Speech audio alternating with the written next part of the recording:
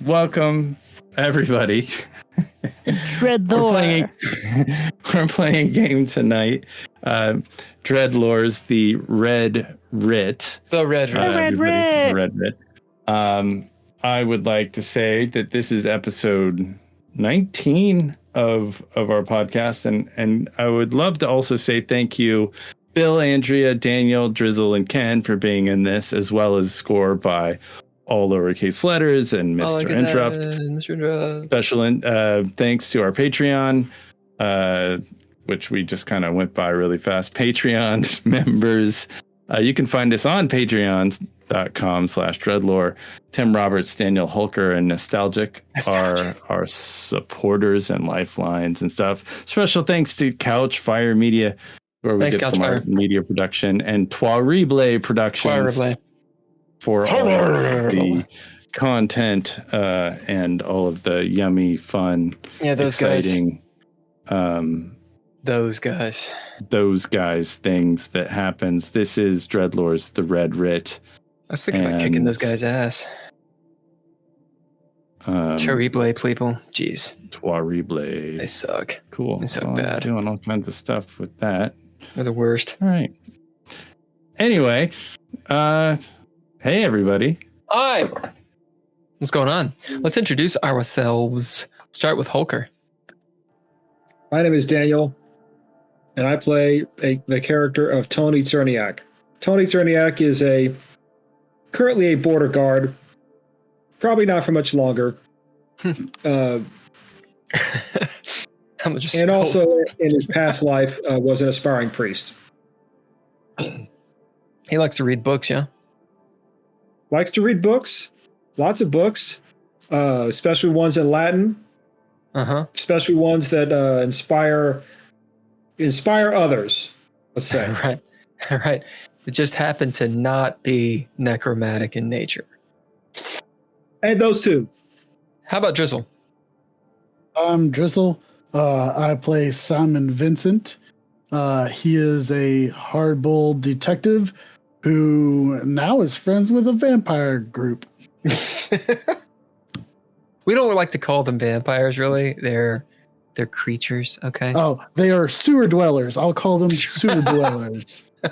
Because that's where they live. They might prefer that. I mean, if you want to be classist about it, I suppose that's what Simon Vincent's all about. You know? Hey, they call Londoners. Sewer dwellers are sewer dwellers. Take pride in that. Andrea? Yo, I'm Andrea Elliott-Johnson.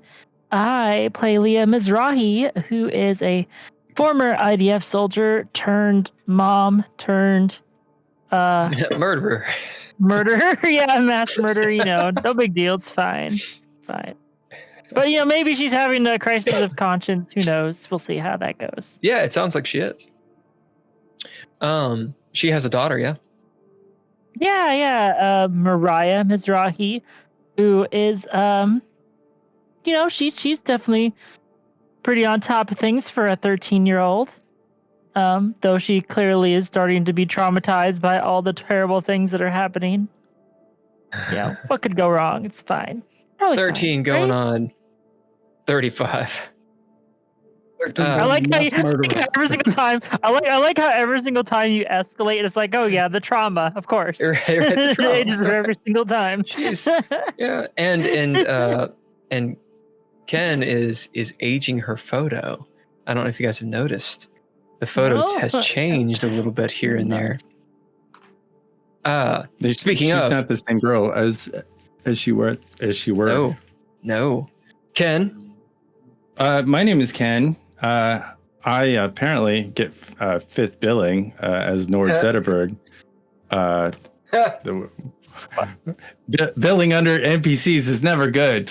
But I play this character Nord, who is clearly a little bit of a narcissist.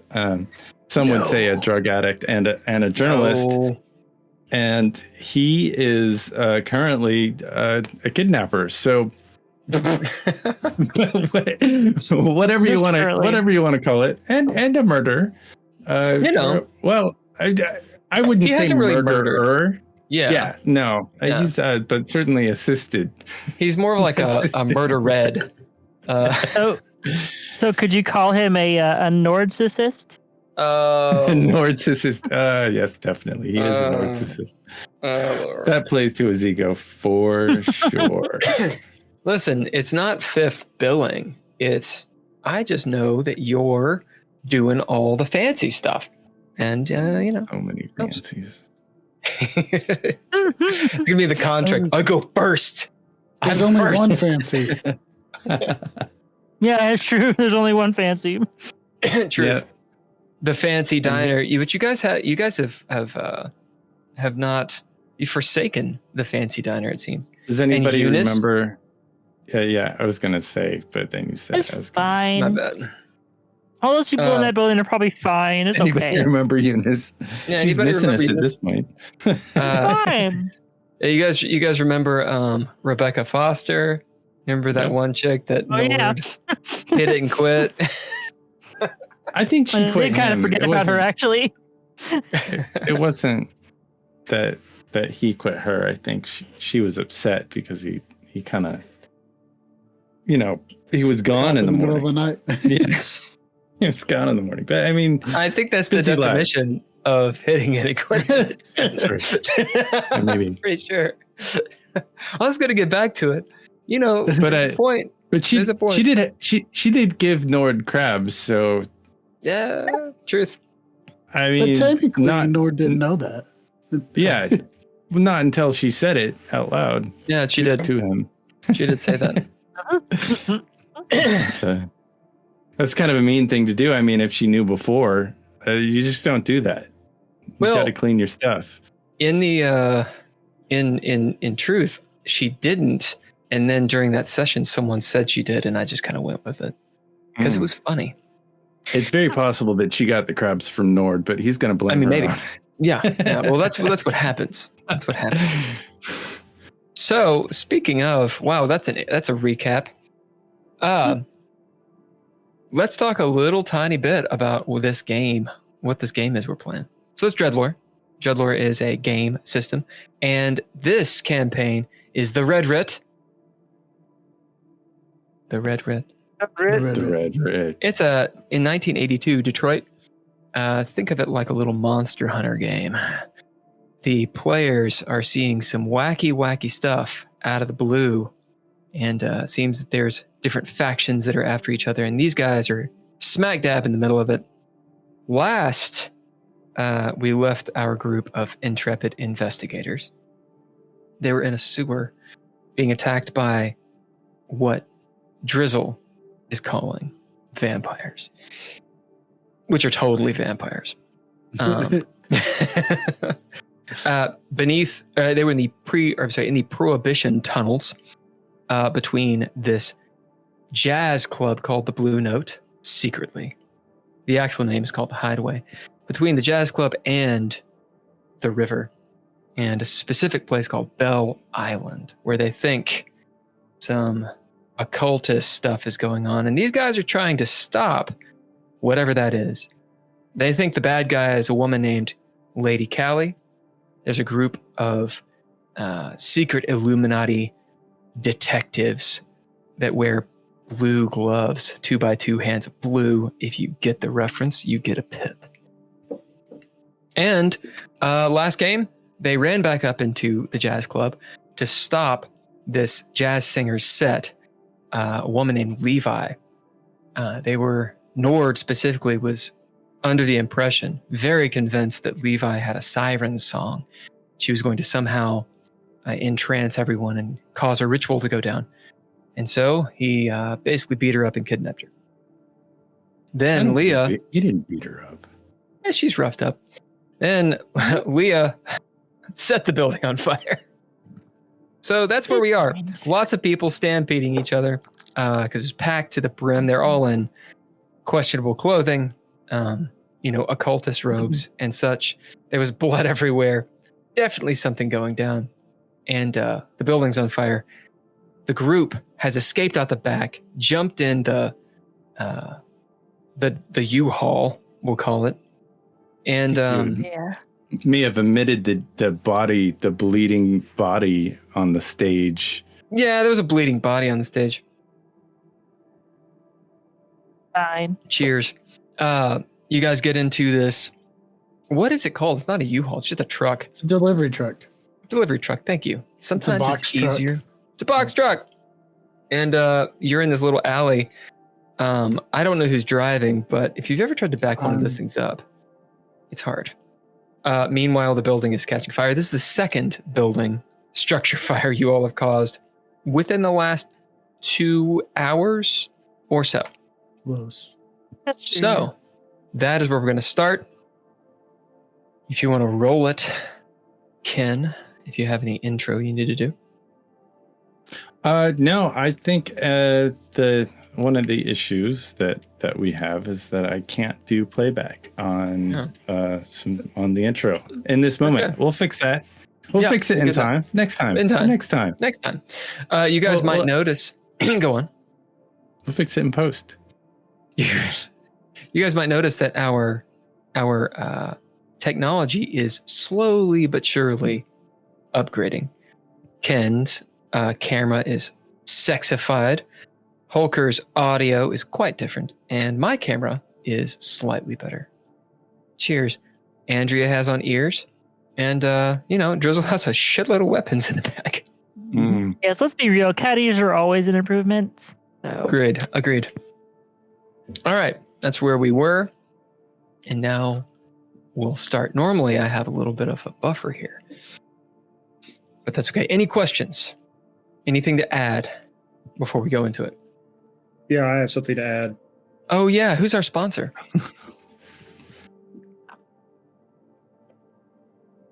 Okay. Tonight's sponsor is the Winesburg, Ohio Vampire LARP. God. The Winesburg, Again? Ohio Vampire LARP is a Requiem live-action role-playing game that has been going on for 7 entire weeks now. They want to let everyone know that Larry from the Winesburg Parliamentary LARP, who sponsored the last After Hours podcast on Thursday, is weird. And after 3 sessions at the Vampire LARP, was told to leave after playing a gangrel and not showering over that entire time to be more realistic.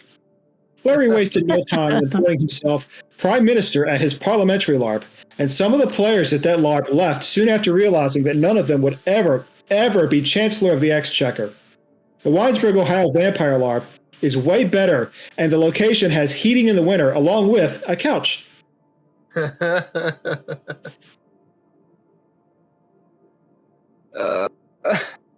Is it Camarillo? No. Good. Troop LARPs are better than not. Okay, y'all. I've never played in a LARP, and I definitely never ran one. Hmm? Me neither. Nope, you weren't there. So, we find ourselves in the montage. So there's no bidding. There's no need to throw down dice. You guys are backing up the box truck. Who is in the driver's seat? I am. Simon Vincent, you're in the driver's seat backing this thing up. I'm assuming that Simon can drive this. It's a little tricky going through, what these fellas do when they go into these alleyways. It's impressive. Anyway, you are backing up. It's got the beep, beep going on, incessantly echoing down the hallways. There's a pitter-patter on the windshield as it begins to rain, big splotches of rain. The kind of rain where the storm is not just above you. It's sploosh, sploosh, pop, pop, pop, pop, pop. It's the wind blowing the rain. You guys have seen this several times in the last few days. All of you can realize there's going to be a mighty storm. Maybe it'll blow over.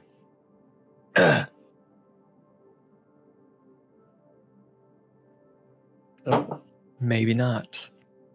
So, in the truck, where are you guys? This is a box truck. We'll say that the cab and the back, do they connect? Let's have a fucking roll.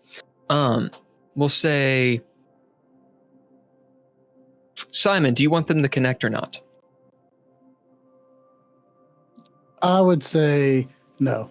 Okay. Most delivery box trucks don't. But All right, so we'll decide if that's a thing. Nord, would you like to roll a d12? And Simon, call it. I'm gonna go low. It is low. Boom. This box truck turns out you used to have one. Maybe you drove one at some point.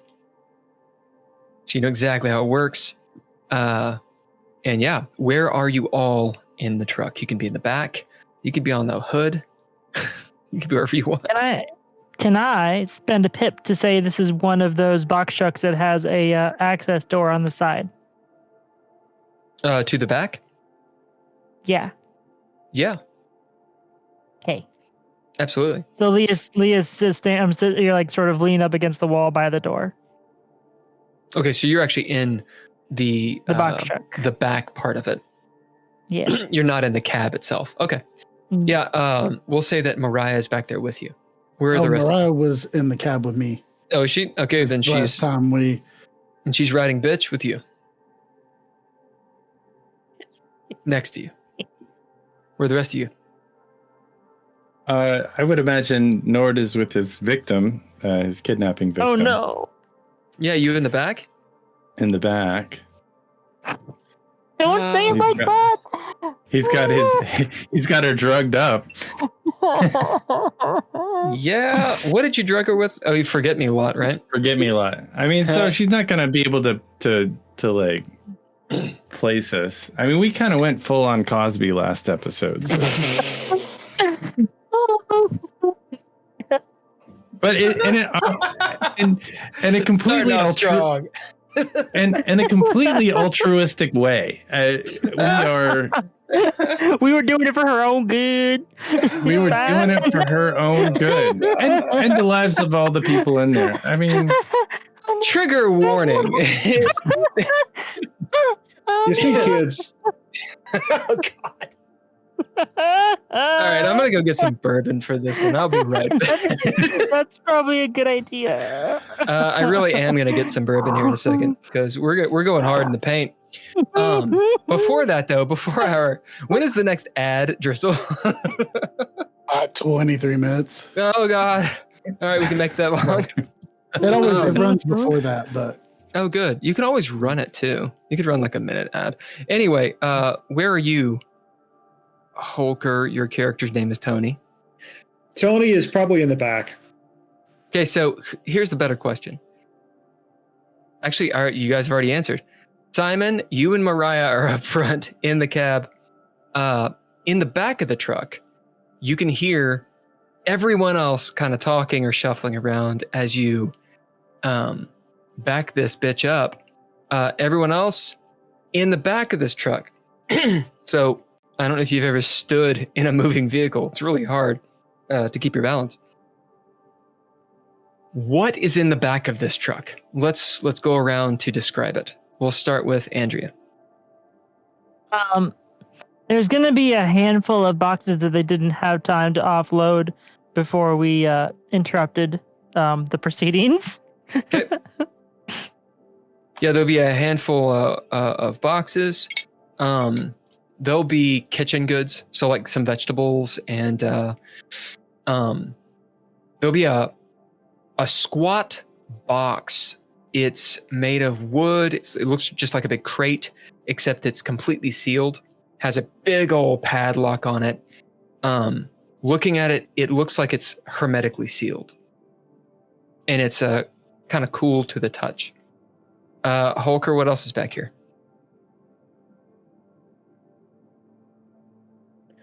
A paint can.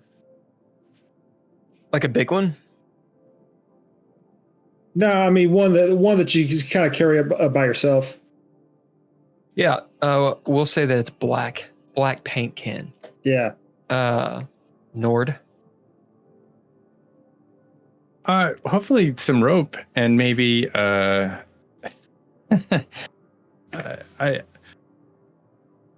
why would there be rope back there? I don't know, just to No, tie everything I will to keep say- the boxes from like no. sliding around. There's also a I w- machine gun. I know, Flamethrower, too. to strap everything down because you got to like you don't want the boxes to be sliding around or anything. So it's Like all those these boxes are like to back up what he says tied and in. clarify, I will say that there would likely be, just because, having worked in a lot of box trucks, there will likely be, instead of rope, there'd probably be like ratchet straps. Yeah, ratchet. Well, this is the 80s. Did they have ratchet straps in the 80s? I would think so. But I don't know. They're probably more difficult to use than they are today. What he's talking about, ratchet straps now are difficult to use. Fair. So there'll be an array of ratchet straps and maybe some rope as well. Yeah, ratchet straps. I mean, I get it. Food stuffs. It's probably cold. It's probably refrigerated. I'm guessing. There'll be a few jump seats. So, but there's no seat belts, of course. Also, as you all are standing, we'll say that you're closer to the cab, so closer to the middle of the vehicle. Also, in the floor next to, all the way back in the middle of the floor, there is a black plastic bag. Looks like a very large duffel bag.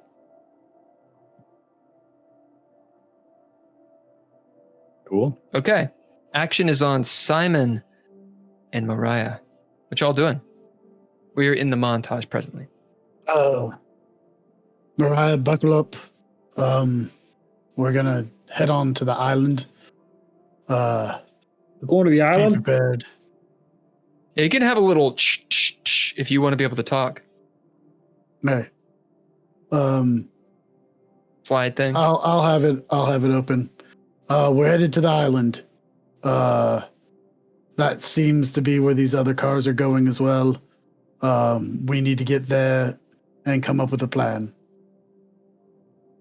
Actions on on the all of way. you. I bet the plan is to get rained on more.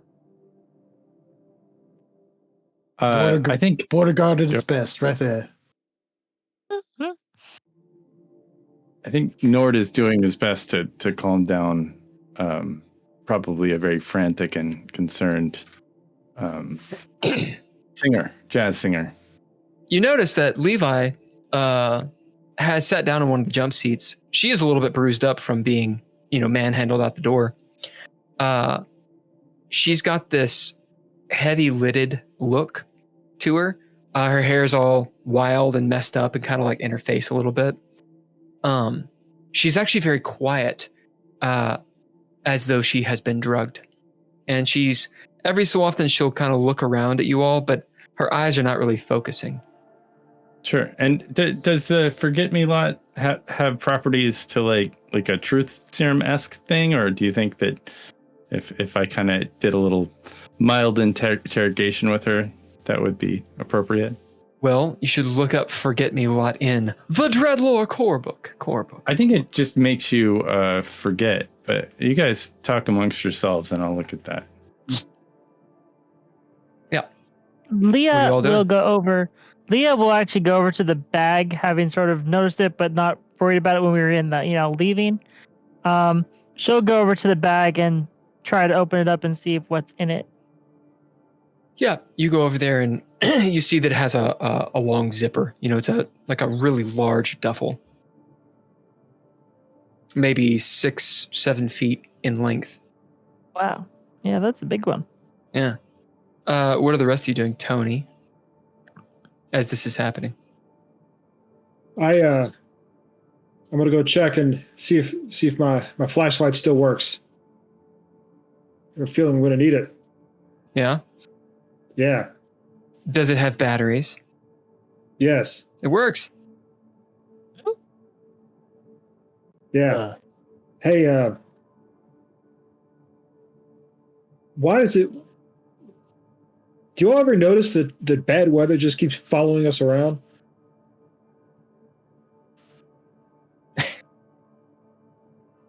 Actions on you guys.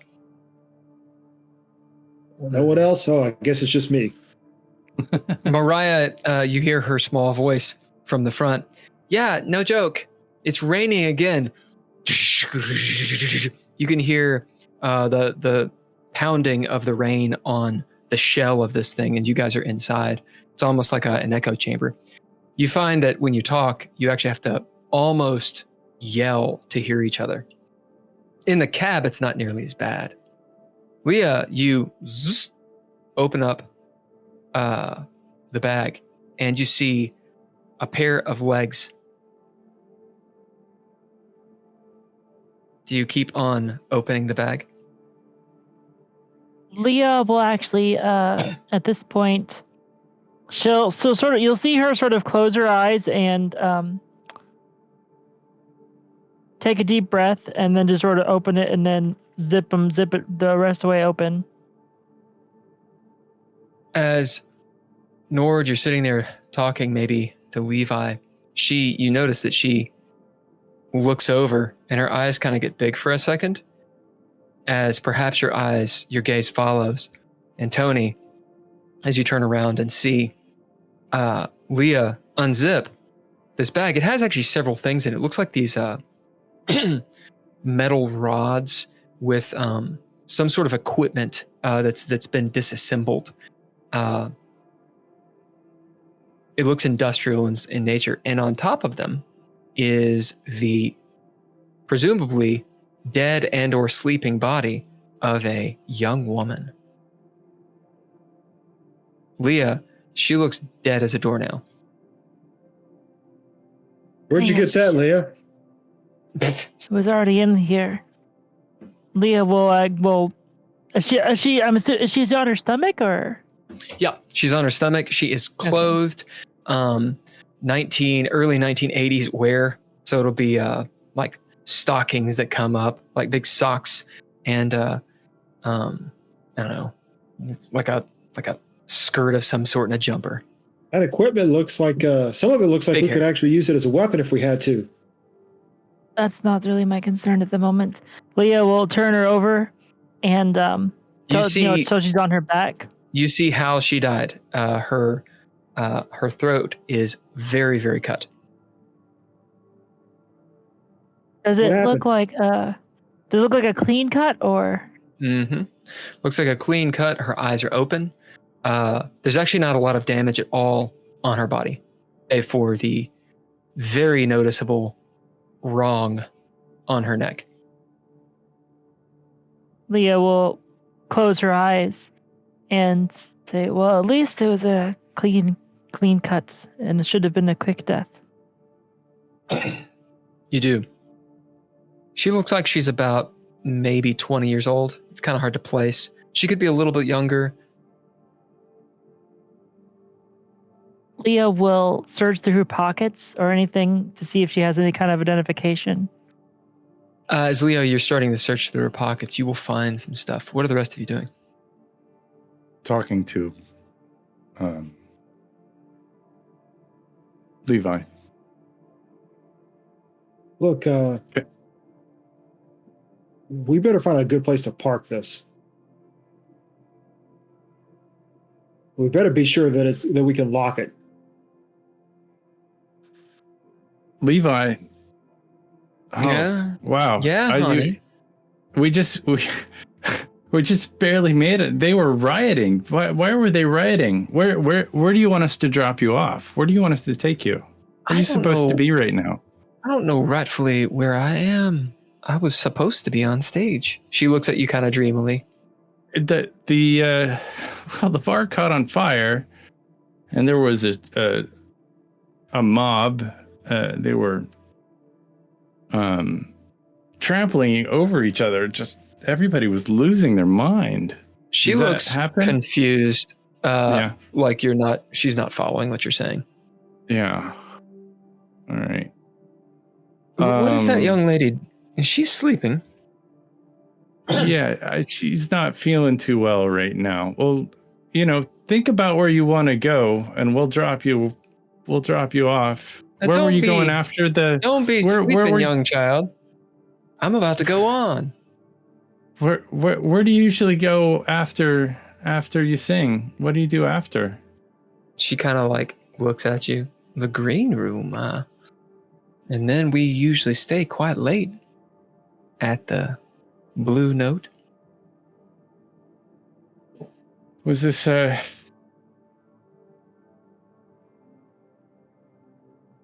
Well, I'm sorry that all this went down like this. I can't believe that everybody was acting like crazy like that. We'll make sure that you get home safely. As you're interacting with this NPC and ostensibly trying to get information out of her, we will go into the dread. Simon, you have a choice to make. You can go deeper into the alleyway and hopefully it pops out on another side street, or you can attempt to back this thing up into the main street where you guys saw the front door. The caveat there is that's where everyone's running out from.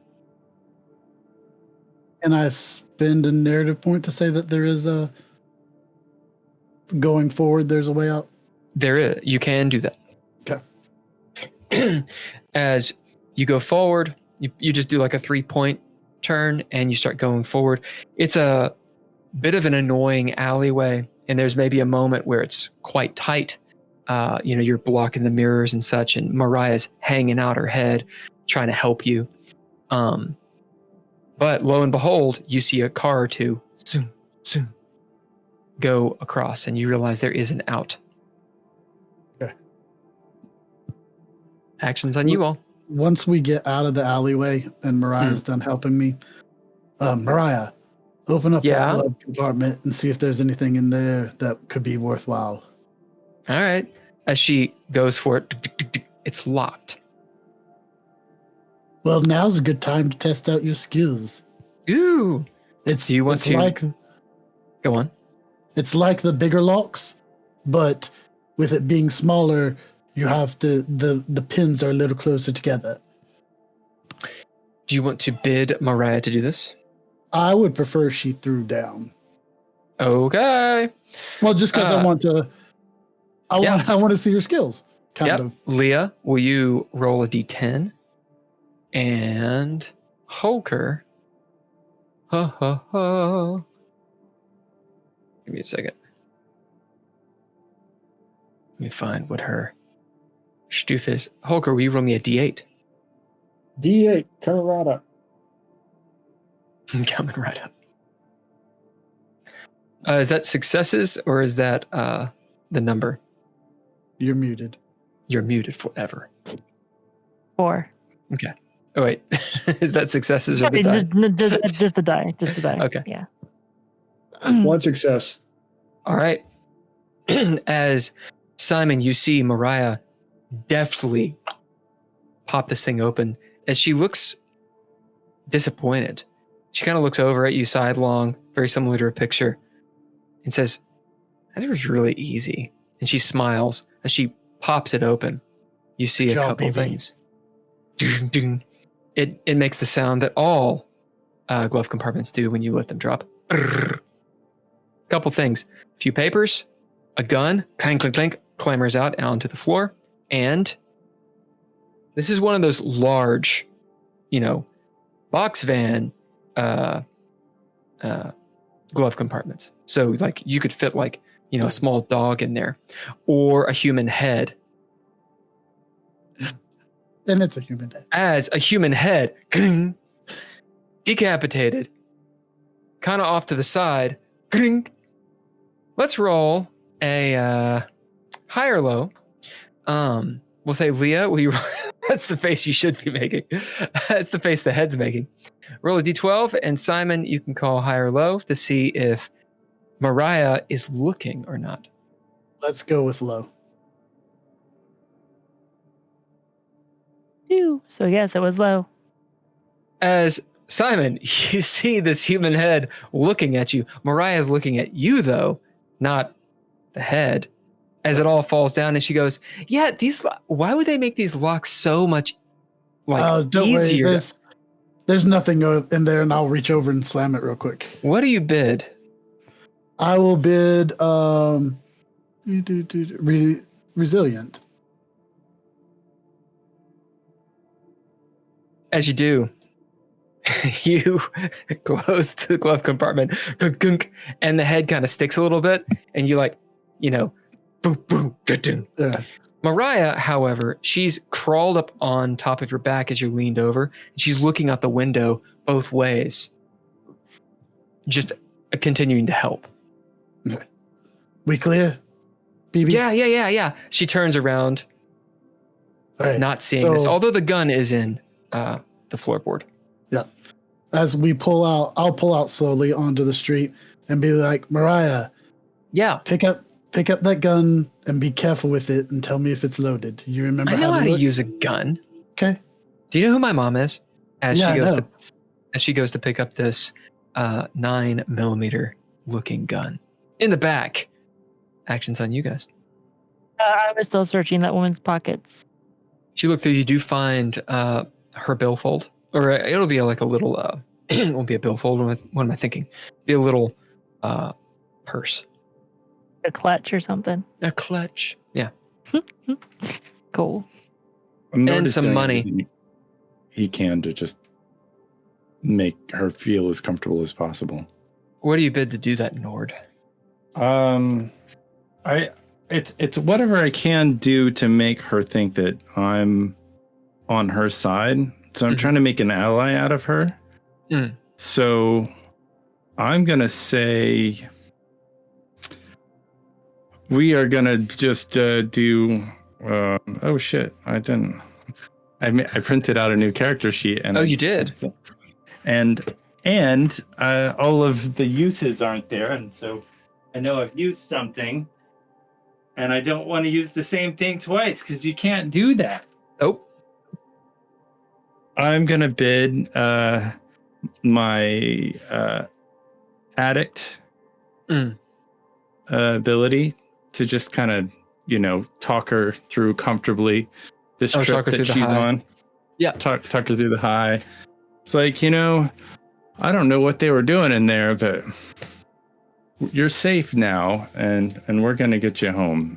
They were getting ready to get down, get underneath it. It was a mob scene for sure.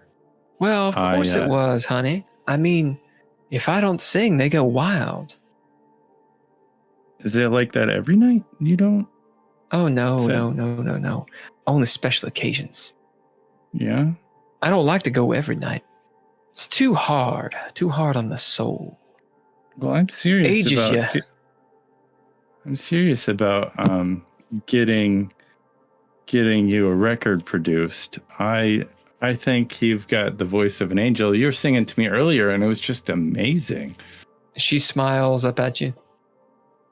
She has a very alluring smile. That is... Leah she really hearing appreciates your words. Go on. Leah hearing this conversation, after she's sort of done searching through this woman's pockets, she'll sort of glance over her shoulder and say, "So, that girl on that spike, those are some pretty wild special effects." Roll a d6 and we'll see how much money this cadaver had on it. Okay. As you say that aloud, Tony, of course you hear it, and Nord. Levi kind of turns. This is the first I heard about the spike, so... Oh, yeah, sure, you were there for that. I didn't see that. I don't use any special effects. Maybe some lights and I suppose a fog machine from now and then. Oh, I see. So you put the real girl on a spit, then? She just kind of like dreamily looks over at you. It's hard to tell if she even understands what you're saying. Well, that's certainly some dedication to your craft. It's commendable. I'm going to kind of make sure she's okay and take a step back and sort of under my breath talk to everybody else in there. You guys, you can't let her sing. If she sings, she's going to hurt you. How are you doing this without her hearing? About her voice. Well, maybe I'll pull out something shiny No. I'll bid Crowbear.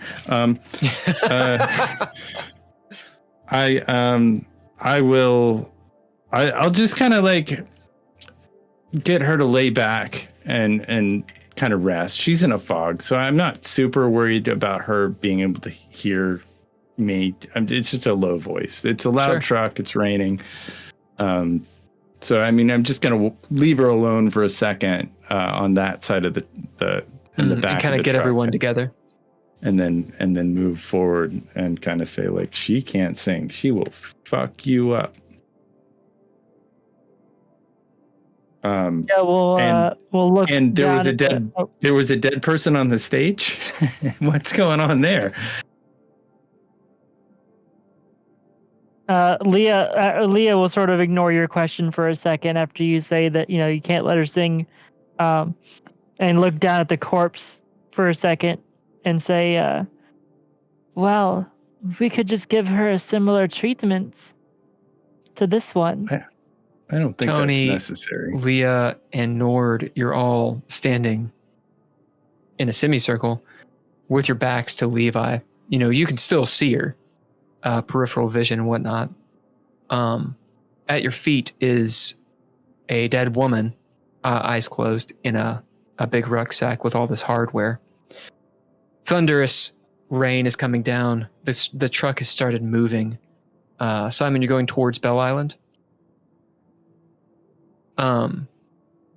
As the action's on you, you can continue. Leah will sort of unfocus. Is our turn or sorry? Yeah, it's all you guys. Okay. Leah will sort of pause for a second, then turn back. Yes, there was a woman on a spike in the middle of the stage. Okay, these people are fucked up. So how many is that? Is this the fourth person that Lady Callie has been kind of remotely? This is her doing, right? Am I alone on thinking this? Is this someone else? Like Lady Callie and her assistant, the Commodore. I mean, I don't think those basement dwellers had anything to do with it, and the Blue Man Group certainly didn't want to come over and mess with this either. Basement dwellers? Oh yeah, we found some people in the basement. I might have caused a little mass death, but Just a little mass death.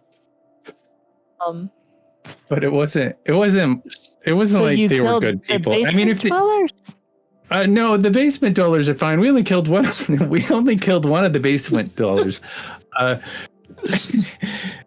there was an orgy going on, and we clued the basement dwellers into the orgy, and they kind of mopped up the floor with those guys. They just a bunch of hobos attacked an orgy. Yeah, kind of. Soup kitchen. Do you get a pip for that? No, it's from a movie. Is it? Fuck. I forget the name of it. We will have sex in your car again. I can't remember. We call it a soup kitchen. Well, it's I can't remember the name of that movie. It's so good though. I have a to lot say, of people. Go ahead, Tony. As crazy as what Nord has said, that's what happened. And then there were 3 dead people in the office. I mean, I don't know. There's definitely a serial killer on the loose here. Oh yeah, the people in the office. I did that. Oh. Well, one of them might have been me.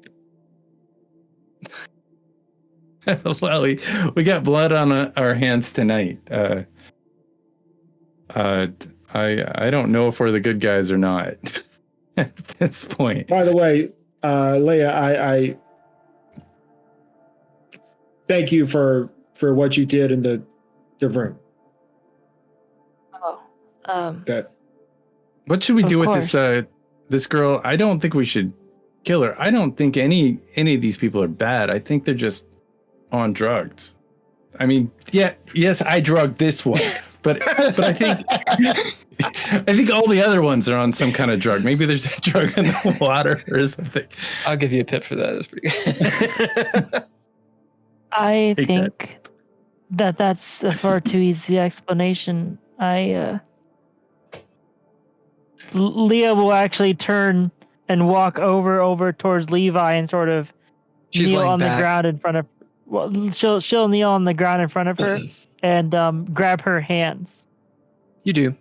You see her hands. They're kind of rough, the palms, and she has several rings like on her fingers. I mean, she's, imagine a jazz singer who is rather popular. She looks like a pretty upcoming musician, perhaps. Interesting jewelry. It's all silver with stones and such in it. Both hands. There's some tattoos. You note she's got long sleeves on, so a little jacket. And you notice that she actually has tattoos that run up and down her arms.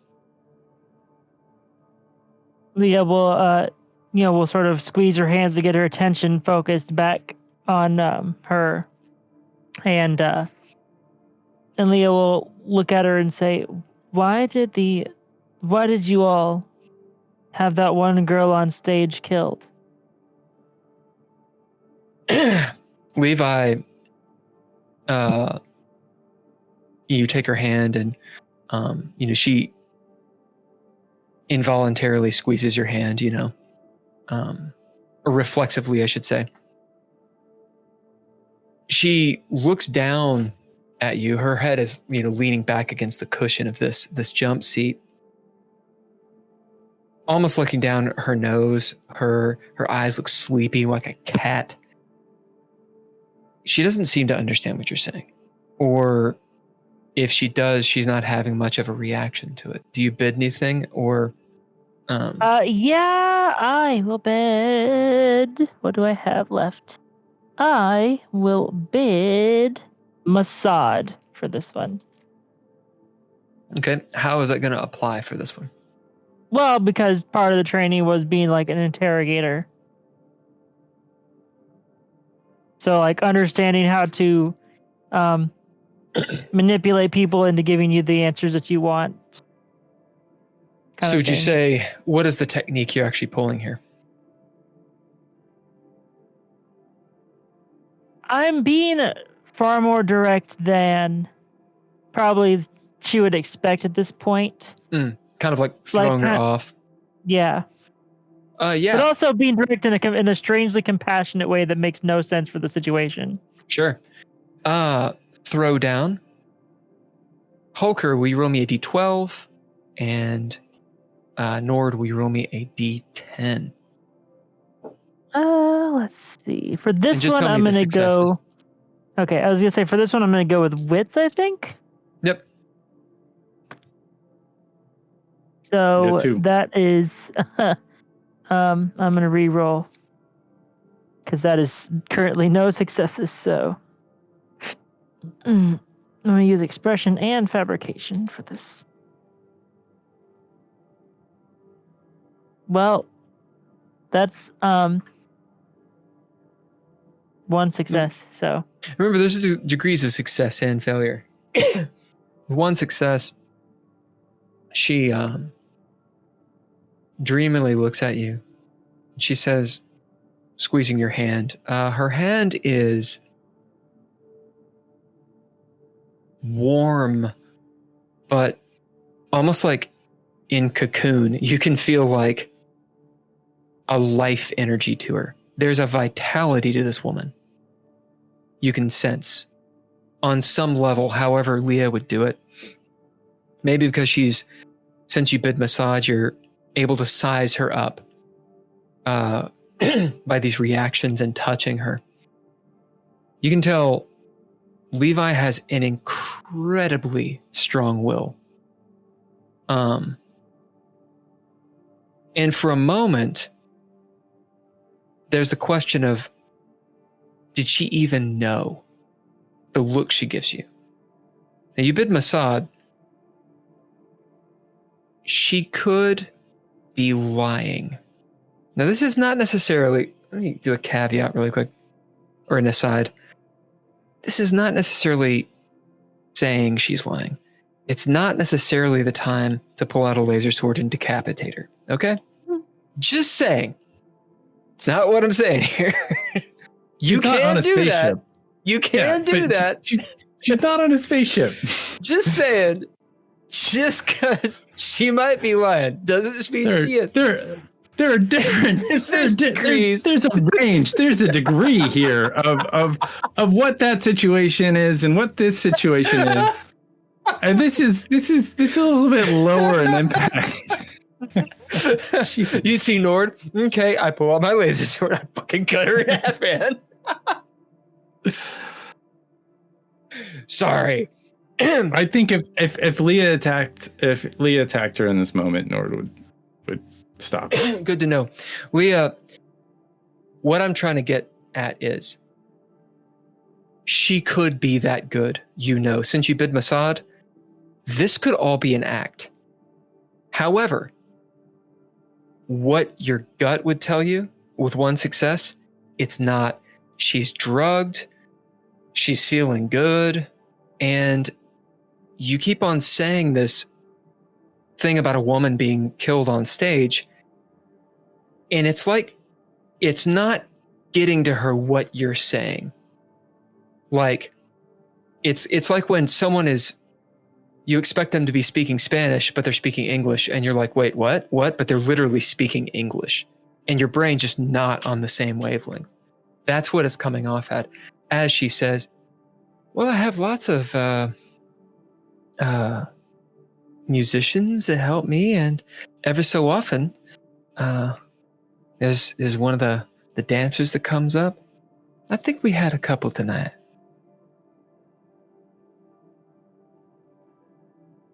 Leah will again close her eyes and sort of try and calm herself for a second. Listen to me, Levi. There was a woman on the center of your stage, and she was ran through her middle, bleeding out all over the stage. She was on a spike like a roasted pig. I saw her bleeding and her blood pooling over the stage onto the floor below. I want to know why.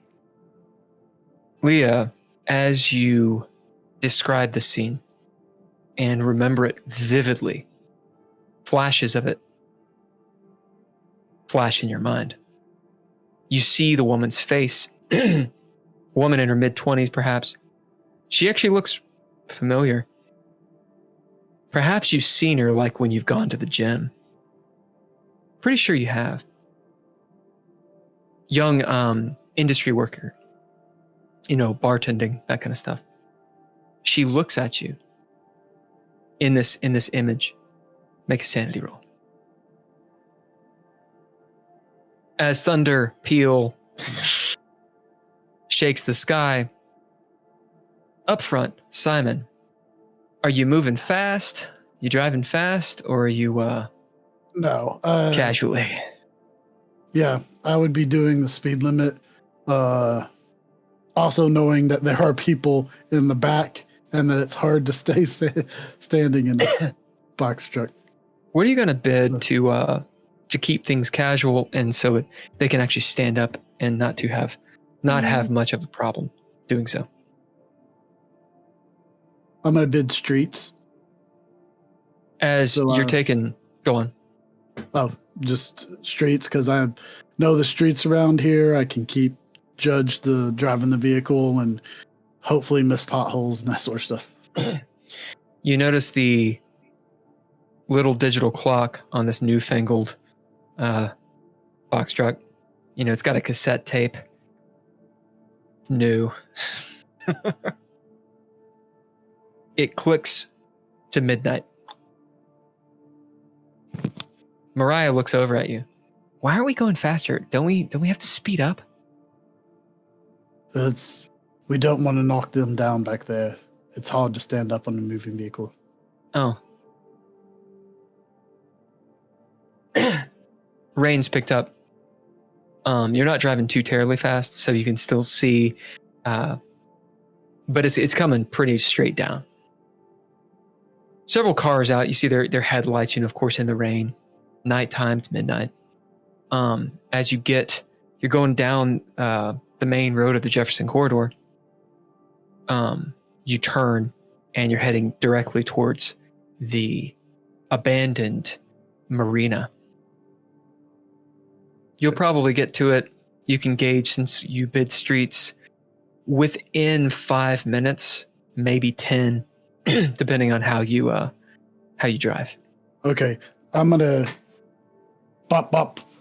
Guys, we're about 5 minutes out. We got to figure what we're gonna do. I'll park about a block away from the marina. Does Nord know how much longer Levi's going to be drugged? Did you give her a full dosage? Yeah, I probably gave her just enough of a dosage because I really don't necessarily want her to remember me because kidnapping's no joke. A full dosage of this stuff essentially lasts an encounter. Yeah. So this would be considered the same encounter. Yeah. Okay.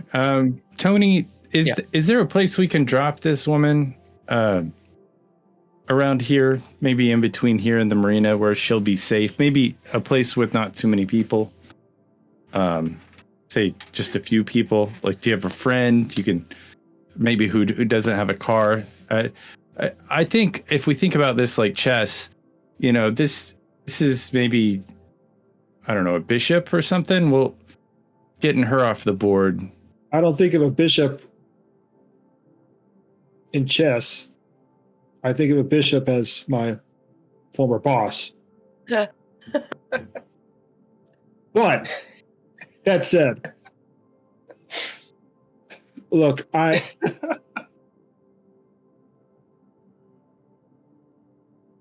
know a place. I'm going to bid local, by the way. Yep. And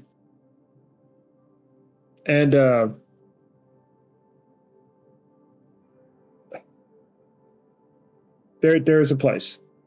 Yeah. It is. No, I don't want to be responsible for another person's death. I don't know. I don't believe that she is a conspirator necessarily knowingly. I think she's just a singer who's been cast and doesn't have will. And I think that's something we should all think of as we proceed. We have will, but the people that we're fighting against, they have some kind of crazy mind control. You don't care about the place?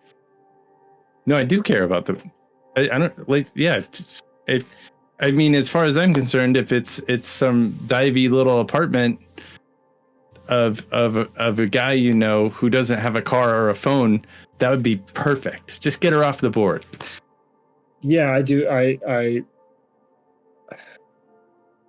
and somebody who won't take advantage of this woman that we've clearly. I know a couple. They live in an apartment. Tell Simon. Huh? Tell Simon. I know of a couple. They live in an apartment not too far from here, about a quarter mile. And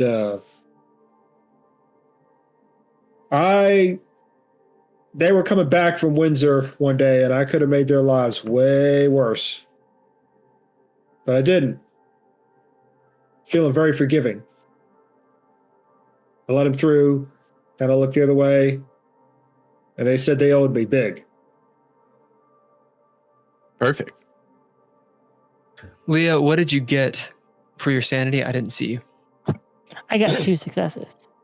As these flashes go before your, in your mind's eye, you find yourself almost sitting back on your heels. Just for a moment, you kind of blip. You're still aware of what's going on. You don't lose any derangements or anything like that, or gain any derangements.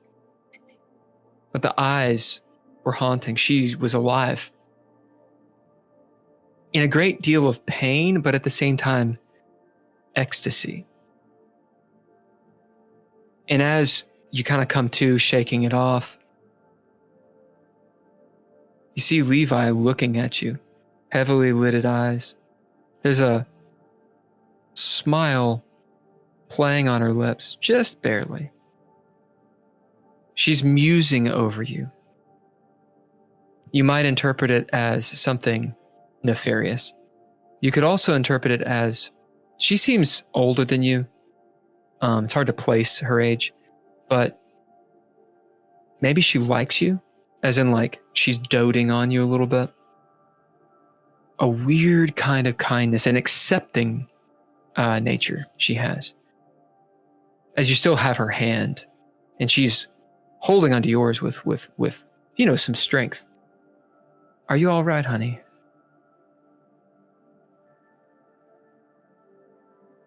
That seems like a rather silly question, don't you think? I suppose in these times, it is silly. There's a lot of hurt in the world, above and below.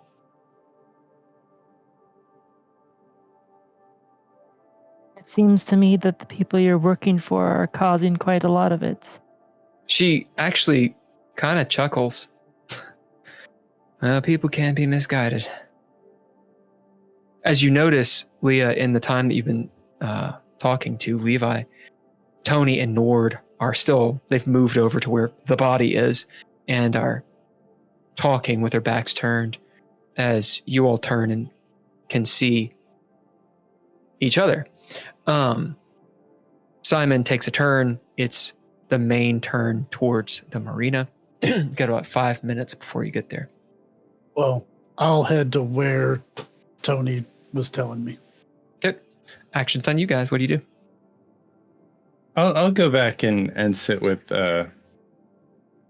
Levi and this aide Leah. If I notice that she had a moment, or It's up to you. I always, Nord has a certain amount of paranoia that he lives in, so he feels responsible for her, so he's gonna go back and hang with her and maybe examine her tattoos and kind of, I did Attic before, so I kind of know what she's going through, because I'm sure Nord has taken a couple of these just for fun, recreationally. And he I kind of want to examine maybe some of her jewelry and get some details of if there's any mysticism or any kind of symbolism that she wears on herself, to further understand what she's about. Sounds good. As you're doing that, what do you bid? I will bid Child of the World. Leah, so you're all in very close quarters in concert with one another. This scene is really about you all and your own interactions. Obviously, Levi's there, and while Nord, you're looking at the tattoos and thinking about, the jewelry and such. Do you all interact in some way, or do we just need to go to the montage and to the next point? I think the interaction would be, so where are you from? What is your history? Where were you before? So you're going to talk to Levi. Here. Okay. Yeah, and not the rest of the players. Okay. Yeah. So that's what I want to know. Which is the opposite of what I just said. Hey, you all should play together is what I'm trying to tell you. Did you are you okay, Leah? Fine for now. Leah does not look fine. Tony is standing there stoically while there's a dead body and hasn't even mentioned it. It is an incredibly weird situation. Yeah, definitely. Thundering rain everywhere, rocking back and forth, somewhat losing the balance. This woman who is out of it, sitting there. Leah's squatted down, kung fu grip on her hand, staring daggers at her. There's a dead body 3 feet behind you. I might put my hand on Leah's shoulder gently and say, comfort her a little bit and say, Actually, when you do that, you'll actually feel Leah flinch a little bit away from you before sort of calming down. Mariah's going to be okay. We're going to be okay. We're going to figure this out. Leah.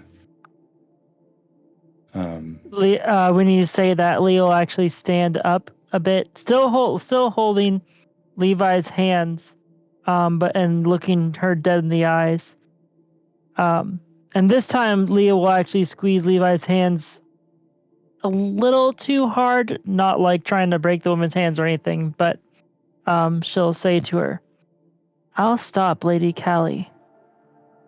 And if that means I have to kill her and all of her compatriots, I will." Tony Nord, I'm going to let you react to that. I no doubt you will. Nord, Andrea, I don't think these people, or Andrea, who is Andrea? Leah? You have to take a drink. Clearly, you have to take a drink. I don't think these people are. I've said this before. I'm going to say it again. I don't think these people are inherently bad, Leah. I think there's some powers that be, but I don't think a killing spree is the answer. I really don't. And I feel bad for my part because I know I've played my part. But, this city's already suffering enough from the economy. The killing needs to stop. The economy. Someone who is out of a job for a long period of time. That's a bad economy. Someone coming back from the dead, showing up at your apartment, trying to take you out, and then everything else that we've seen, that's a little more serious than a bad economy.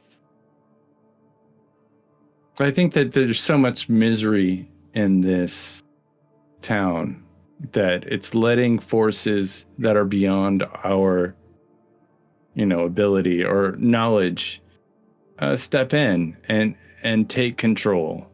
And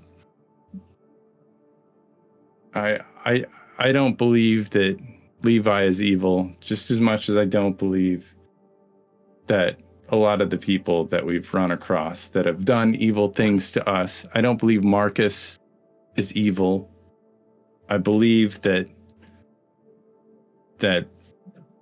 we're just in the wrong place at the wrong time, and there's some supernatural force at work here that we don't understand, and I can't explain it.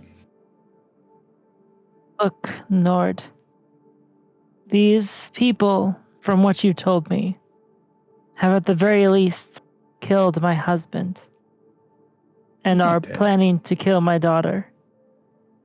Oh, your husband's not dead. He's sick. I'm not stupid, Nord. We've seen what these people can do. We saw what happened to my friend Cloyce. Don't pretend, and don't lie to me or to yourself. We know what happened to my husband. We don't know. We didn't investigate. We didn't stick around. We didn't want to fight him. But he was throwing up an ocean, more or less, according to you all. I don't think one who is in a recoverable state is exactly able to do that. Well, then maybe we can find peace. All I know is that reading Latin has never been so much fun in my entire life.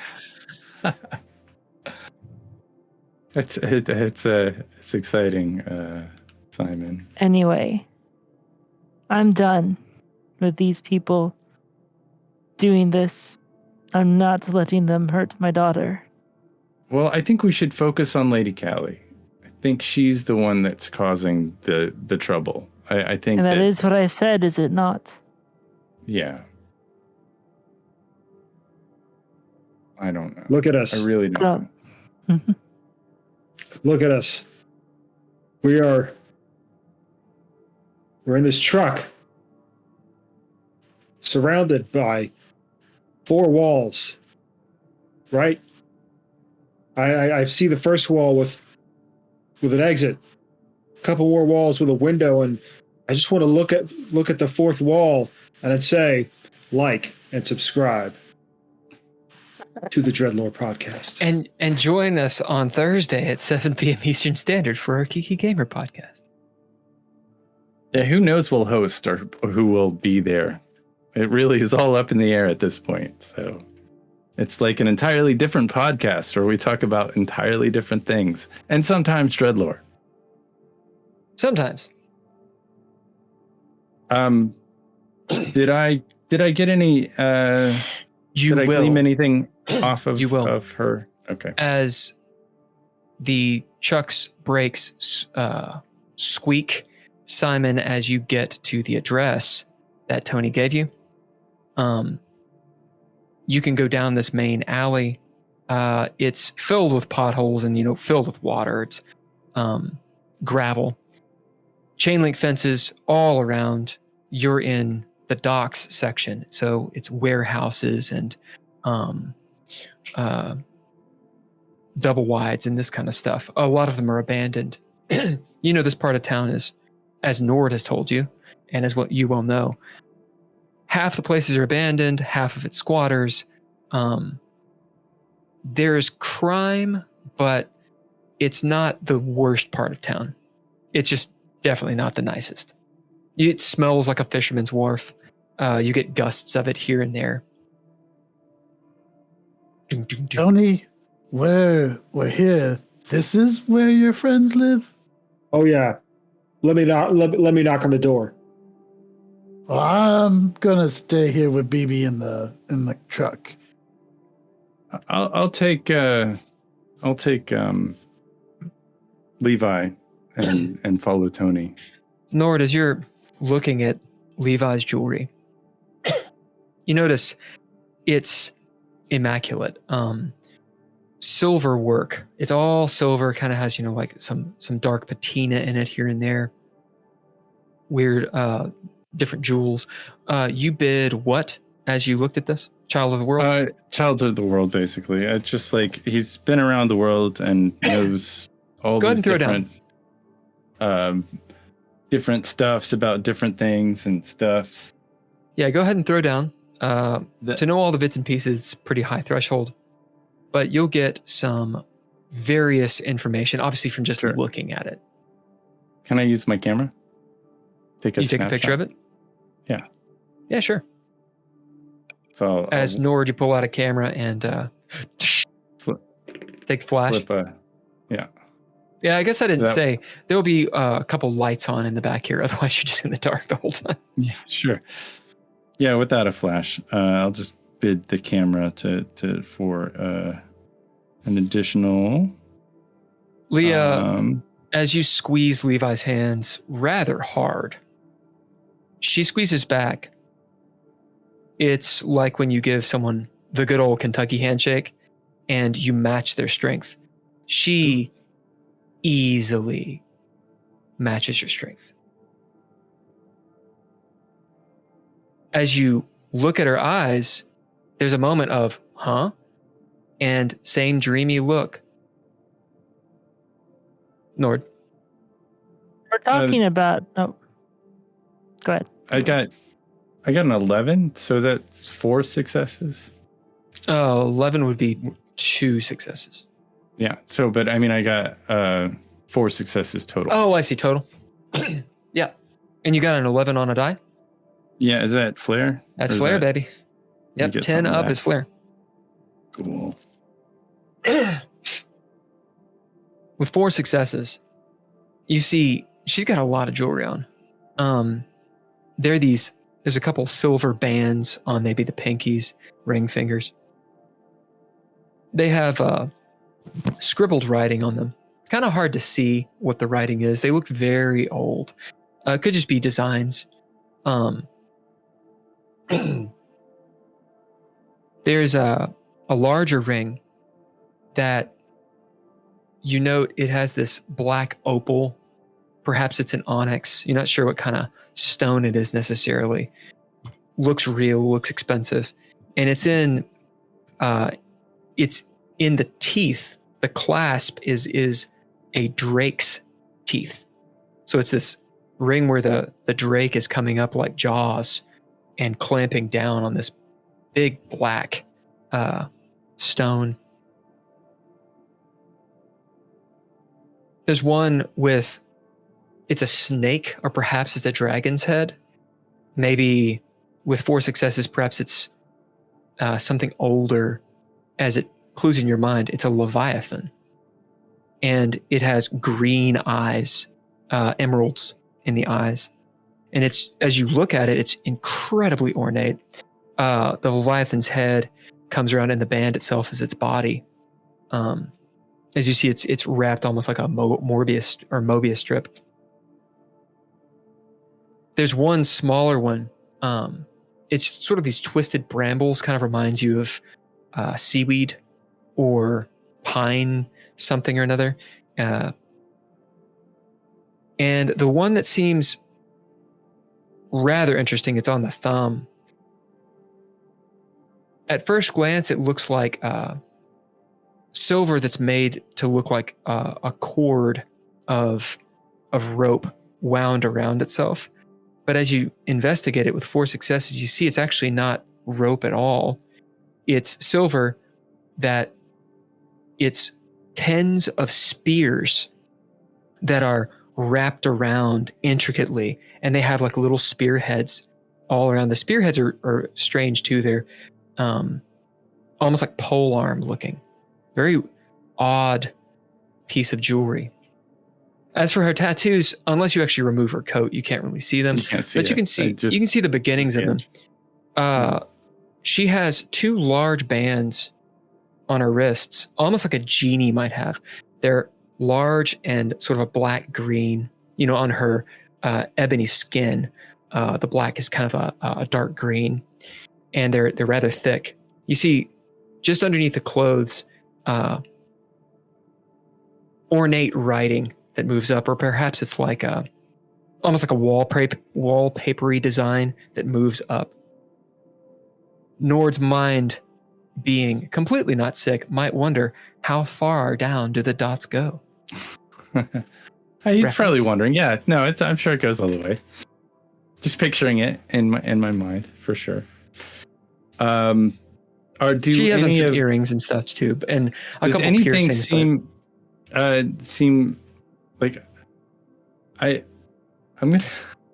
Do any of these seem pretty loose on her? Like maybe I could take a piece of jewelry off of her. She's kind of out of it. She's out of it, and Leah is got a kung fu grip on her, so yeah, it would be difficult. So I would like to try to bid. It's just because people get power from things, and I don't want to steal this forever, but I would like to bid altruist because he knows in his heart that thievery is good. that he will return these items back to her if he survives the night. Sure. Because so I feel like the biggest obstacle, at this point. The biggest obstacle that you have is Leah. As you turn toward seeing this, you're actually looking at Levi's hands because Leah is literally holding them. Yeah. So what I'd like to do is I'm going to try to remove Levi and Leah's hands. I'm going to try and separate them. And as I try to separate them, I would like to bid sleight of hand to try and remove. So this is between you and Leah right now. Because Leah has to agree to these things. So that's between you. I'm gonna look at Leah will let go over him.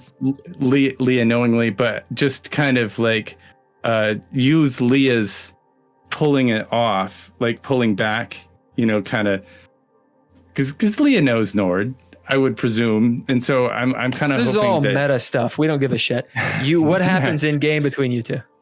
Yeah, I'm gonna kind of push on her hand, like a knowing push on the back of her hand, in kind of a weird way, and to hopefully notify her and between you and Leah, pull some sleight of hand. Leah will remove her hand from Levi's. Nord is attempting to communicate something to you. What's that engagement between you look like? I'm gonna hold her hand like for a moment and look into her eyes and be like, maybe give her a wink. I don't know, and a big smile. Leah will actually Leah will she'll know what he's trying to get her to do, but even so, she'll look at him and say, just because I'm a widow now doesn't mean you get to proposition me.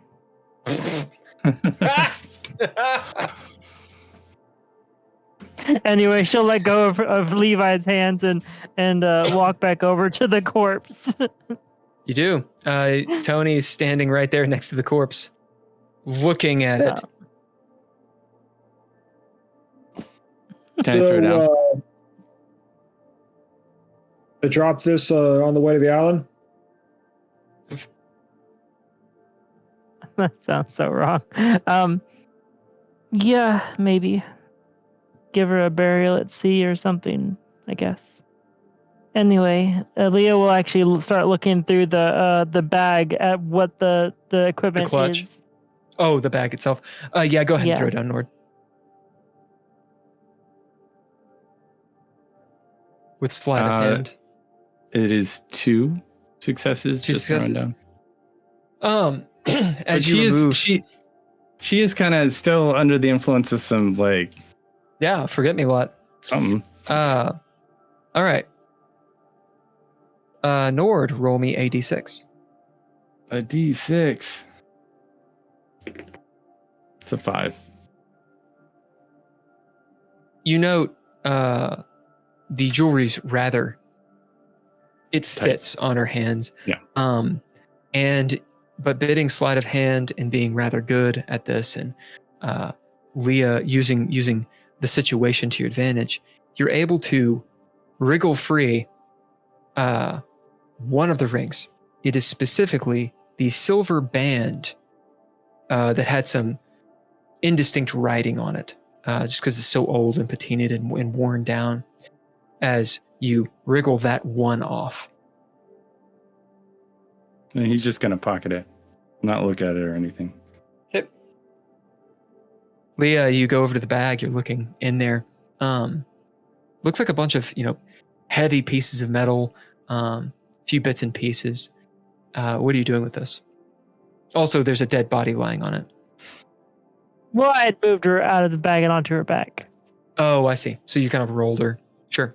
Yeah. Leah starts trying to piece together whatever this equipment is in her mind. What do you bid? And then For this. So Leah is aware the ability Master at Arms is specifically for knowing how weapons work. In the event you wanted to do that. It actually doesn't give you a +2. It gives you extra dice, but we've been running it as a +2. Okay.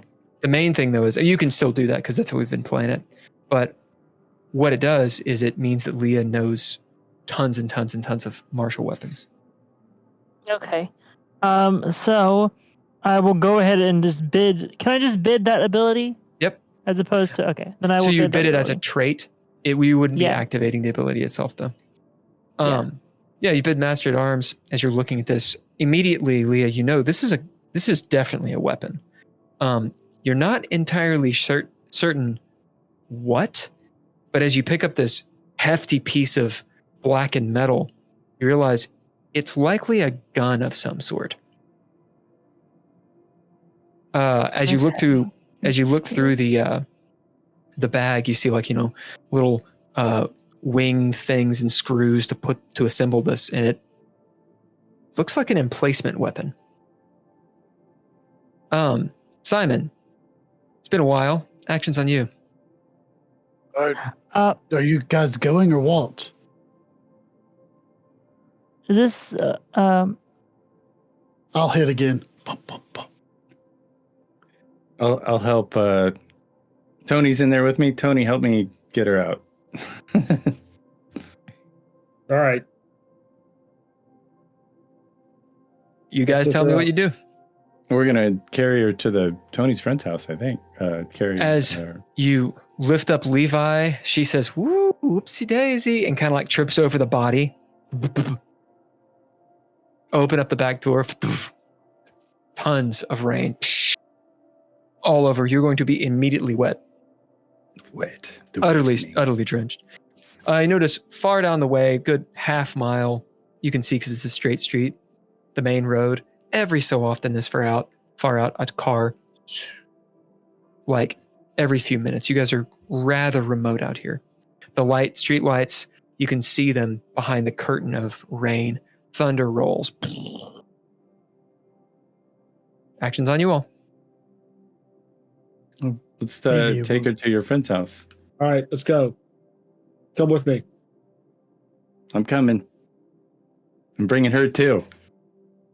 Yeah. Simon, you coming or you staying in the car with Mariah? I'll stay up here. Hey, BB, was that gun loaded? As Mariah looks at the gun, she checks, clears it. Yep. Locked in. Yeah. Did the bullets have any of the special writing on it? Well, I didn't look at that as she looks at the bullets. No. Okay. Just checking. I get the X's. Oh, okay. That means they do more damage. As this 13-year-old has a gun. Children should not have guns. Continue. oh, I feel attacked now. Just I saying. think if the Leah. kid is taught how to use a gun properly, and I don't think that's a terrible thing. I don't think they should be able to go and play with their friends with guns. Adult supervision is probably pretty much recommended. We are all from Kentucky. It's really Simon is wonderful adult supervision, clearly. Yeah, Simon knows how to use a gun properly. Yeah, he knows he's how to doing clean it. He knows how to he knows how many bullets you can put in there, whether it's a magazine or one of those clips. He knows those things. Speaking of which, Leah actually starts looking through the bag and looking to see if she finds any ammunition for this. You don't find any. Interesting. At this point, Leah... Oh, sorry, go ahead. No, go on. I was going to say, at this point, Leah will actually start looking around the rest of the back to see if anything You notice looks what out I of place. described when you first got in. Well, yeah, but did she notice anything that... In terms of like the how should I put this? Does she notice anything about the boxes that are there that look out of place? I'm going to let you guys decide that. I think the duffel bag looks out of place. Well, obviously, No. but Or there is the locked box that is cool to the touch. Yeah, there's a locked box. Yeah. Who knows what that is? The That could one be like the little- that's hermetically sealed. Yeah, that could be the little demon spawn larvae. The face. First thing Leah will do is actually open up one of the boxes of kitchen stuff. Yep. It's bok choy. Just to see if it's okay. It actually is. I mean, She'll it's actually a dump bunch it. of bok choy. She'll actually dump it out partially, just to see. Push it over and we'll get right back to you. As Tony and Nord, you pop out with Levi. Woo! Levi says, as the rain is cold. It was humid as hell in that box truck. You can see each of you, and then on her skin as well, this steam rise up from all of you as Levi smiles, big wide smile, looking up at the rain and the thundercloud as she says, "Woo!" Almost an answer. Thunder grumbles around. Massive storm. Tony, you've been up on the border before, as you can look out now and see some of the water and see Canada out there. There is a black storm. You can tell, even though it's night, it's every so often lightning just angrily rolling, going from west to east in Canada. You can bid to know more about it, but you know that's a pretty gnarly storm. I will actually bid.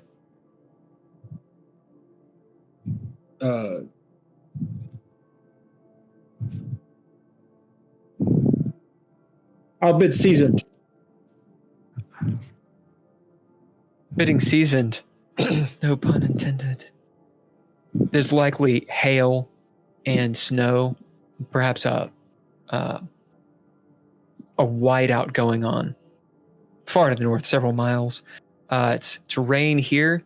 If it turns, you guys could get some seriously inclement weather really quick. Radical things. Hasn't happened in a really, really, really long time, but every so often, the confluence of that cold, frigid cold, and this rain can cause some pretty wild things. It would be, you would close the border at this point and wouldn't allow people on the water because it could get really bad, especially on the lake itself. We gotta get this done quick. You guys are completely soaked. As you're walking down the alleyway, every so often your foot might go into a puddle and it's like, half calf deep. Cold water, 50s to 50 degrees or so, really gnarly, splashes up your leg and hits the taint. Makes you go, "What time?" Like that. My new suede shoes are ruined. No. As you take her to Tony, a little bit ways down, maybe a couple 100 feet down this way, see a big old double wide. It's really nice. They've erected a bit of a privacy fence by way of corrugated steel. Nor do you notice these dark green awnings that have been sewn together with duct tape. Amber light coming through a couple of the windows. You hear a TV going on. It'll be what was playing in 1982, like the Incredible Hulk, like what? MASH Playing. Is going. Taxi. Rather loud. There's on top of it a big antenna that's just like poking out. It's 10 feet with all the lightning. Zot, zot, zot, zot. There's just the feeling of, man, there's a lot of metal around. Actions on you guys. I go up and knock on the door. Ding, ding, ding, ding, ding. Tony, you know that this is the residence of George and Susan Bolt. Canadians who they dabble in several different things. At the time that you helped them, they were dabbling in alternative product distribution and the cocaine. Yeah, they sell everything. They're a little seedy, but not bad people. Ding, ding, ding, ding, ding, ding. How do you know these guys, Tony? Where are we? They owe me. Levi says. Her hair is matted down her back. It's like slicked back now. She almost looks like a villain, like with this black hair pulled all the way back, completely straight, straightened by all the water. Clothes kind of hanging off. Nord, you can actually see down now that the clothes are hanging and a little bit translucent, the tattoos, and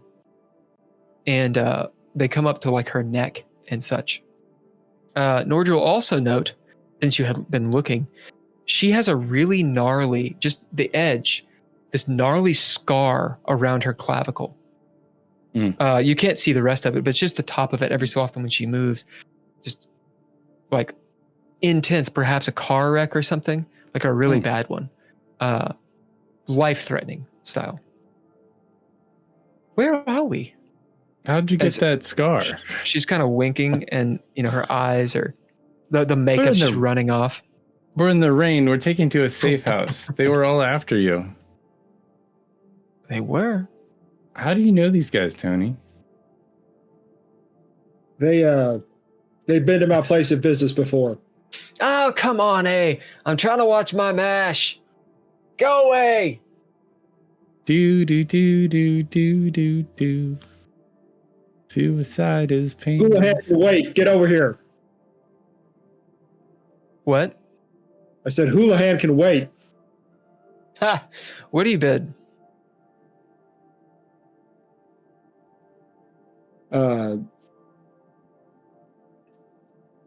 Susan, get me a beer. Go fuck yourself. I bid Callus. Hey. You bid calloused, and as you yell, Houlihan can wait. Is that Nord? Not Nord. Is that Tony? Yes, it How is. do they know me? Ah, damn it. You see the lights go off. The TV's still going. Shh. Maybe he'll go away, This ain't that kind of call. What's in a boat? It's about you knowing exactly when I'm going to be working that bridge for the next 6 months. We don't know what you're talking about. I'm going to tell you. I'm going to tell you when you can drive across for the next 6 months. The door opens. You see an enormous man, Nord. 6'3", 6'4", built like a lumberjack, wearing stuff a lumberjack might wear. His chest is like just fuzzy. He looks like, is it Tom Fry? Is that who I'm thinking of? You guys know what I'm talking about? The fighter. Anyway, the Paul Bunyan, just this big barrel chest, wiry black hair, suspenders, red plaid shirt that's open, and a mustache. As he looks down at you two, Nord, he looks directly at you since you're pretty tall. What are you always bothering us for, Tony? Listen. Who's the broad? I don't know why he's saying that, but he is. She needs your help. All she needs. Nice. I say all she needs is a place to stay. We'll come back and get her. That's what you said last time. What? Fine. Come on in. As you see, there's cans of beer everywhere and MASH is on mute. Actually, no, it's off because he turned off the TV. Turn the lights back on, Susan. You see Susan. Susan looks like she has fiery pink and blue hair. She's definitely into the goth thing, fishnets and whatnot. Complete contrast to this guy. As she comes out of the back with a joint, as she kind of like tucks it, behind real quick. Oh, hey, Tony. What's this about? My friend here needs a place to stay. And you need someone that doesn't care what's in your trunk.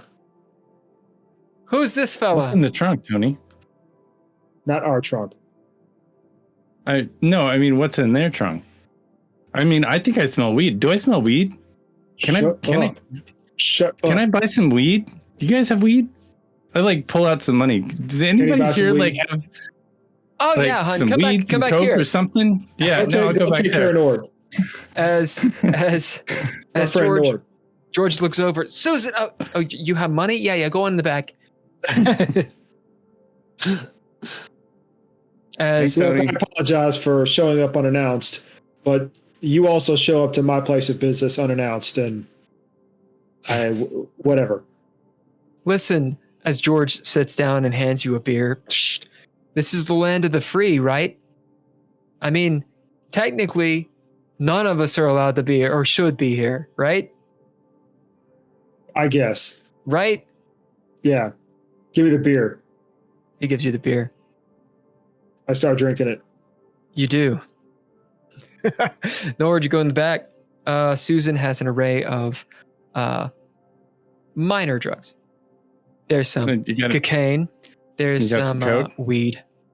There'll be some lewds. Now these are special. The lewds are special? Yeah, they'll knock you right out.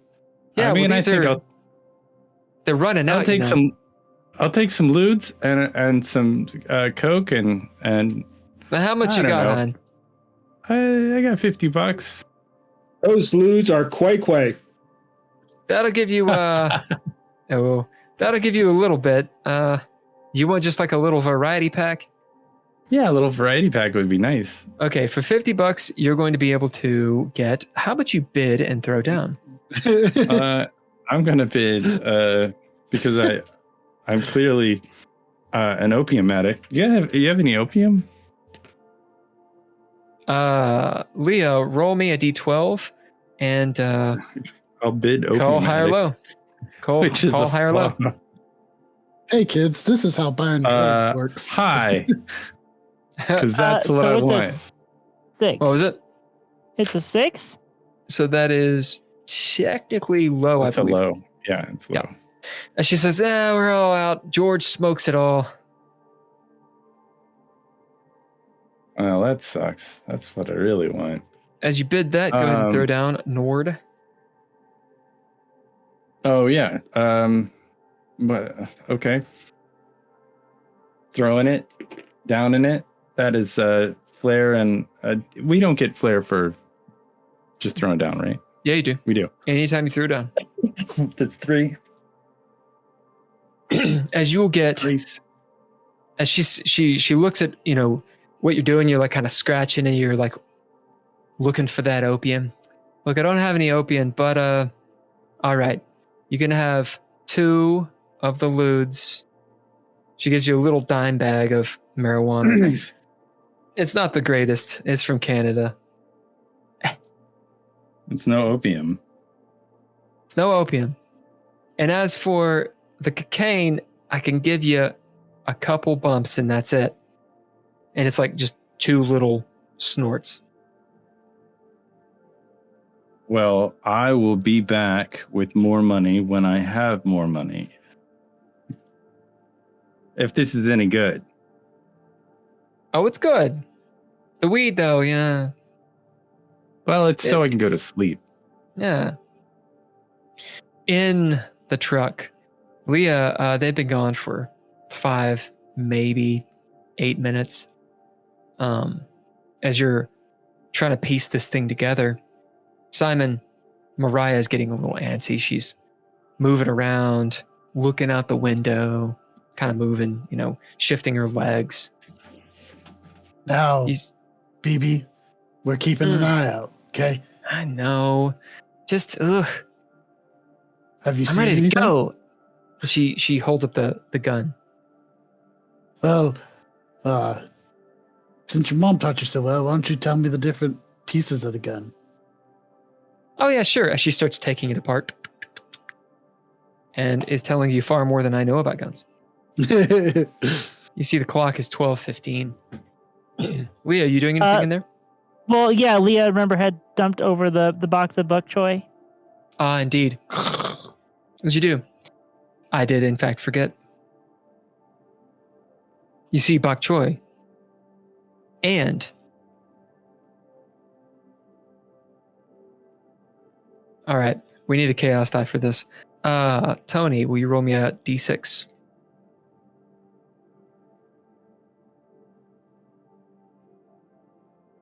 It is not a 1. Loads of vegetables, of course, fall out.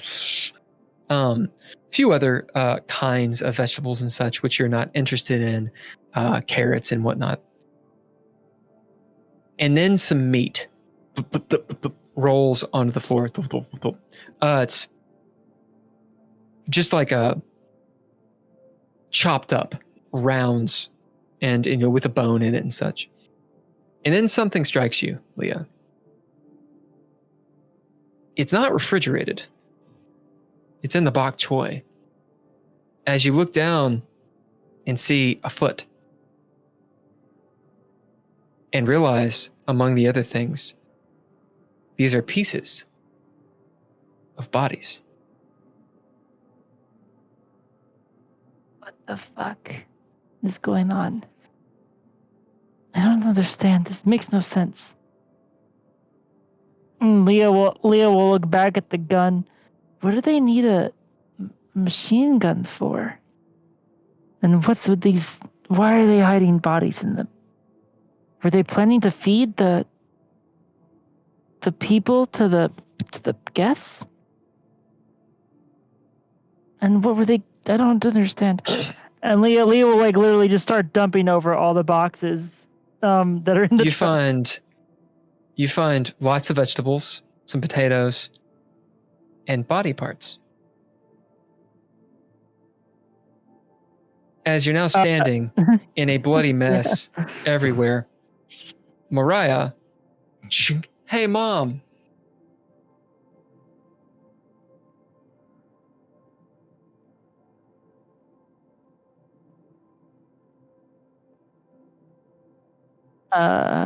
Leah will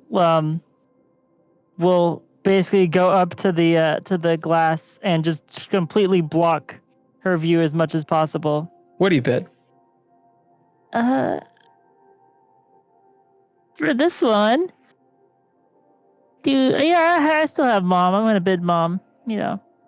As you leap with great speed, slamming almost into the wall, blocking as Mariah kind of backs away. You need to calm down. Hey, look what I showed Simon as she's holding gun parts. Wow, that's impressive. You've learned quite a lot. I'm proud of you. Simon, Leah looks... Is everything okay back there? Leah will sort of give him a wide-eyed glance and just having bid mom, you can communicate something to him that goes over Mariah's head. Oh, there was just some odd meat back here that they had packed in with the vegetables. Oh, is it long pig? Yeah. Long pig? Yeah, They also had I think it's a machine gun back here for some reason. A machine gun? No way. As Mariah goes to the door to like unlock it. No. I want to see. No. Hey, I need you to stay in there for now, okay? Why? Because I don't know what else they have back here, and I really don't. I don't know how safe it is. I mean, I don't even know if I should be back here. And she But I'm gives going you to try a and look. piece this together while I can. Fine. I'm going to put this gun back together. You should do that. And don't forget the firing pin. Oh, damn it. Do any of them have any... So the long pig, does it have any, name tags or anything on it? She kind of No. looks up, scrunches her face together. What the? Yeah, sometimes these rich folk like to keep the the number tags that they have on the pigs, so they can tell which farm it came from. I guess that makes sense. They're like boar. You know what a boar is? A bigger No. pig? Bigger pig? Yeah, that's why It's they like a call fat them pig. long. Yeah, that's why they call them long pigs. Huh. she's putting this together. But anyway, I'm going to keep on looking to see what the hell else is back here. Simon, as you turn around, you notice that there's some snowflakes sliding down the windshield. They need to hurry up. The weather's getting bad out here. Leah, the door's open. The two doors to the back are open. A pretty harsh chill comes in.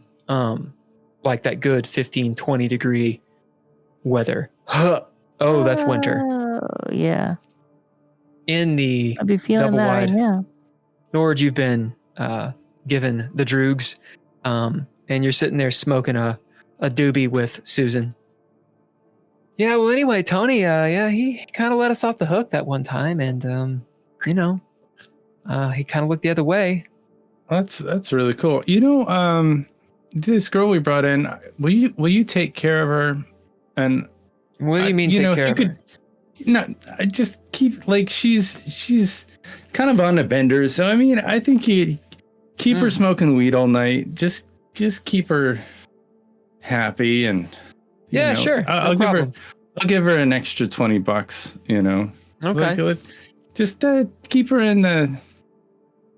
her happy tonight. Her boyfriend has been after her, and you know how it is.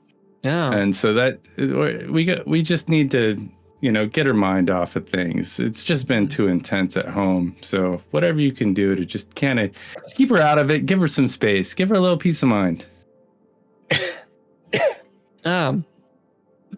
What's her name? Levi, I think. Levi? Levi. What? Wait, hold on. That's Levi? Levi Smith. It's Levi Smith. It's not the same Levi. They're She different rushes Levi. past you. George, do you know who that is? Tony, you see Susan pop out the door, like little swing door, warp, warp, as this goth chick pops out. Nord is back there holding a bag of drugs. Do you know who that is, George? He's like, who is it? That's Levi. Levi Smith. That's not. How did I not recognize you? Oh, I've seen her. She's amazing. That's not Levi Smith.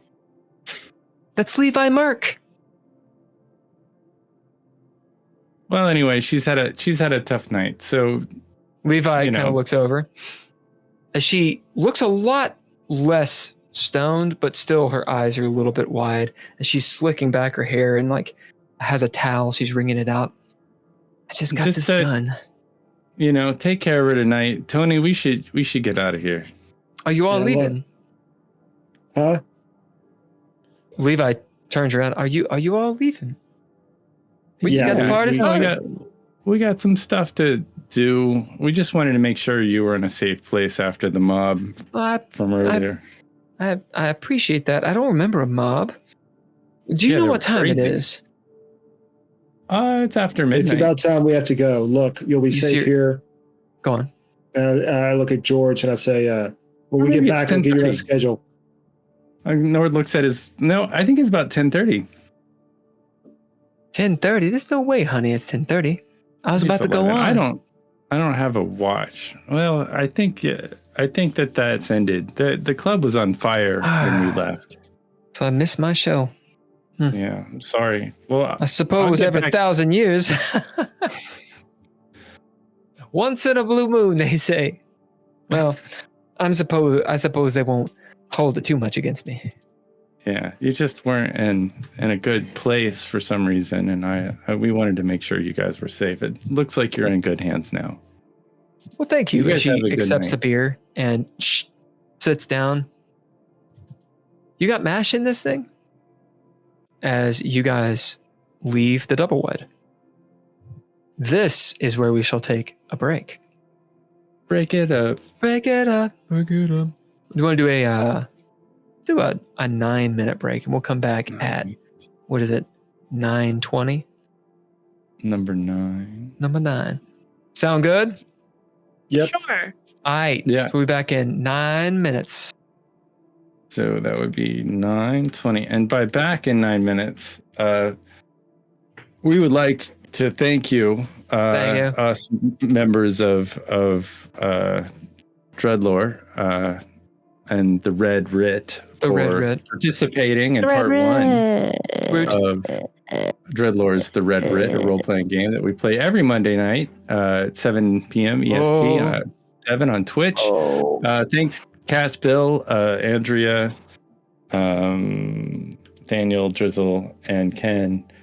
Score is by all Mr. lowercase Interrupt. letters and Mr. Interrupt. All Thanks to our lowercase letters. Patreon members, Tim Roberts, Daniel Holker, and Nostalgic. So we need more Patreon members because More. everything costs money. So please think about it. Participate. Thanks, Couchfire Media, for the art media, and thanks for the stories and the lore and the dread from Trois Productions. And we'll be back in just a few minutes with the Red Writ. The and Red part Writ. 2. All right. Yeet.